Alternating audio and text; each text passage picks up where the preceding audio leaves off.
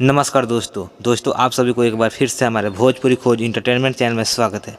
दोस्तों आप सभी को खेसारी लाल यादव का फाइनली सैड सॉन्ग रिलीज हो गया।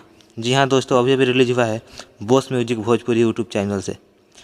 जी हाँ दोस्तों, आप सभी को बता दें खेसारी लाल यादव का पहला गाना है बॉस म्यूजिक से और अभी रिलीज हुआ है सैड सॉन्ग दिल टूटल हुई।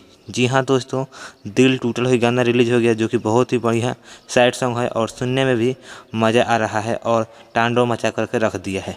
जी हाँ दोस्तों, आप सभी को बता दें एक नया कंपनी होकर भी 1 घंटे में 1 लाख व्यूज दिया है, यानी कि रियल टाइम में 5-6 लाख से कम नहीं है। जी हाँ दोस्तों, आप सभी को बता दें कि गाने को लिखे हैं एलसी परवीन और म्यूजिक है आर्या शर्मा का।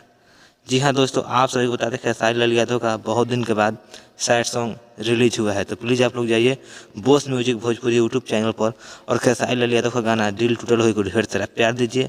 और दोस्तों कमेंट्स करके ज़रूर बताइए कि गाना कैसा है और गाना आप लोगों को पसंद आया कि नहीं आया, क्योंकि हमको तो बहुत पसंद आया। सुबह से मैं 10 बार सुन लिया, तो प्लीज़ आप लोग भी सुनिए और कमेंट्स पर ज़रूर कमेंट्स कीजिए।